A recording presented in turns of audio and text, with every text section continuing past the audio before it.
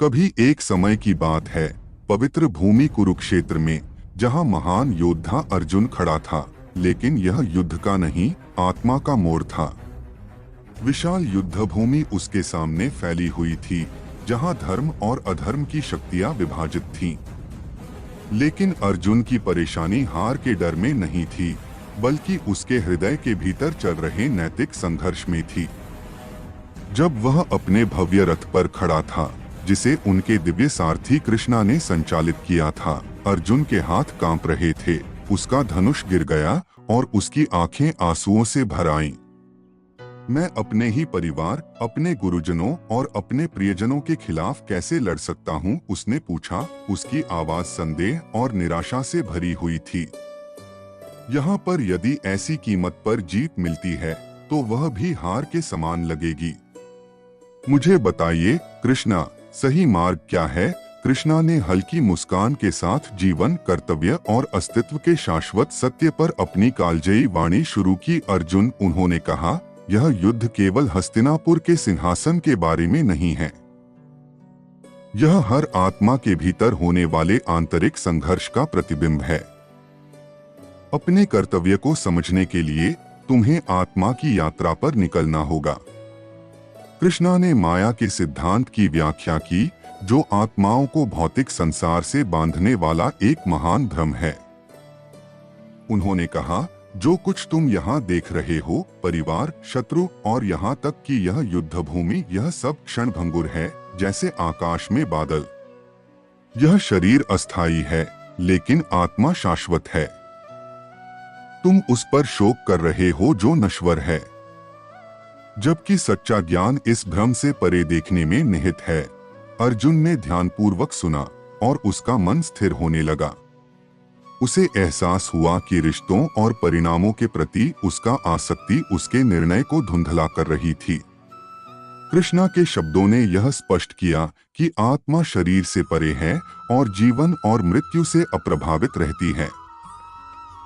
कृष्णा ने कहा, एक क्षत्रिय योद्धा के रूप में तुम्हारा कर्तव्य है धर्म की रक्षा करना और न्याय के लिए संघर्ष करना। इस कर्तव्य को भय या आसक्ति के कारण त्याग देना अपने उद्देश्य को छोड़ने के समान है।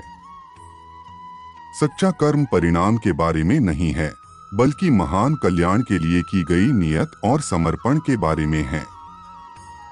अर्जुन ने इस पर गहराई से विचार किया। उसने हमेशा कर्तव्य को एक बोझ के रूप में देखा था, जिसे केवल सहन करना पड़ता है। लेकिन कृष्णा के दृष्टिकोण ने इसे एक पवित्र जिम्मेदारी में बदल दिया, जो कि ईश्वर को समर्पित एक अर्पण है। कृष्णा ने फिर आत्मा अर्थात अंतरात्मा का गहन सत्य प्रकट किया।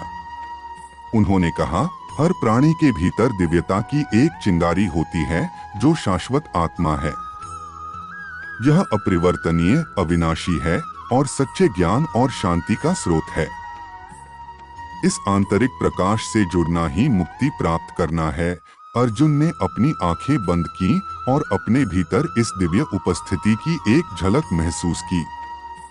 ऐसा लगा मानो एक पर्दा उठ गया हो और उसने खुद को केवल एक योद्धा के रूप में नहीं, बल्कि अनंत ब्रह्मांड का एक हिस्सा देखा। कृष्णा ने फिर आत्मा अर्थात अंतरात्मा का गहन सत्य प्रकट किया। उन्होंने कहा, हर प्राणी के भीतर दिव्यता की एक चिंगारी होती है, जो शाश्वत आत्मा है। यह अपरिवर्तनीय, अविनाशी है और सच्चे ज्ञान और शांति का स्रोत है। इस आंतरिक प्रकाश से जुड़ना ही मुक्ति प्राप्त करना है। अर्जुन ने अपनी आंखें बंद की और अपने भीतर इस दिव्य उपस्थिति की एक झलक महसूस की। ऐसा लगा मानो एक पर्दा उठ गया हो और उसने खुद को केवल एक योद्धा के रूप में नहीं, बल्कि अनंत ब्रह्मांड का एक हिस्सा देखा। अर्जुन के विश्वास को मजबूत करने के लिए कृष्णा ने अपना विराट स्वरूप प्रकट किया। अर्जुन ने कृष्णा के भीतर समस्त ब्रह्मांड को देखा। सृष्टि, पालन और संहार सब कुछ उन्हीं से उत्पन्न हो रहा था। सितारे, आकाशगंगाएं, देवता और नश्वर प्राणी सभी कृष्णा के दिव्य स्वरूप की अनंत विशालता में नृत्य कर रहे थे। अभिभूत होकर अर्जुन ने श्रद्धा से नतमस्तक होकर कहा, अब मैं समझ गया हूँ कृष्णा, उसकी आवाज विस्मय से भर गई। आप शाश्वत सत्य हैं, सब कुछ का स्रोत हैं। मुझे मार्ग दिखाइए, क्योंकि मैं स्वयं को पूरी तरह से आपकी बुद्धि और ज्ञान के प्रति समर्पित करता हूँ।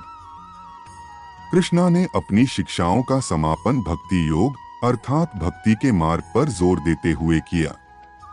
उन्होंने कहा, अर्जुन, मुक्ति प्राप्त करने का सबसे सरल मार्ग प्रेम और समर्पण है। अपना हृदय मुझे अर्पित करो और मैं तुम्हें हर तूफान से पार ले जाऊंगा। दिव्यता पर विश्वास करो और तुम्हें शांति प्राप्त होगी। कृष्ण की मार्गदर्शन से अर्जुन के संदेह भोर के अंधकार की तरह समाप्त हो गए। वह ऊंचा खड़ा था, उसका धनुष दृढ़ता से थामे हुए, न घमंड से और न ही महत्वाकांक्षा से, बल्कि कर्तव्य और स्पष्टता की भावना से उसने अपने भीतर की यात्रा शुरू की, शाश्वत सत्य को जाना और अपना उद्देश्य पाया। जब शंखनाद ने महायुद्ध की शुरुआत का संकेत दिया, तो अर्जुन ने क्रोध या प्रतिशोध से नहीं, बल्कि बुद्धिमत्ता, करुणा और भक्ति के साथ युद्ध किया। अर्जुन के सत्य ज्ञान की खोज की कहानी हमें सिखाती है कि सबसे बड़ी लड़ाइयां अक्सर हमारे भीतर होती हैं। आंतरिक ज्ञान की तलाश करके, निस्वार्थ रूप से अपने कर्तव्यों को निभाकर और दिव्य के प्रति समर्पण करके हम संदेह और भय को पार कर सकते हैं, जो एक उद्देश्यपूर्ण और शांति से भरी जीवन की ओर मार्गदर्शन करता है।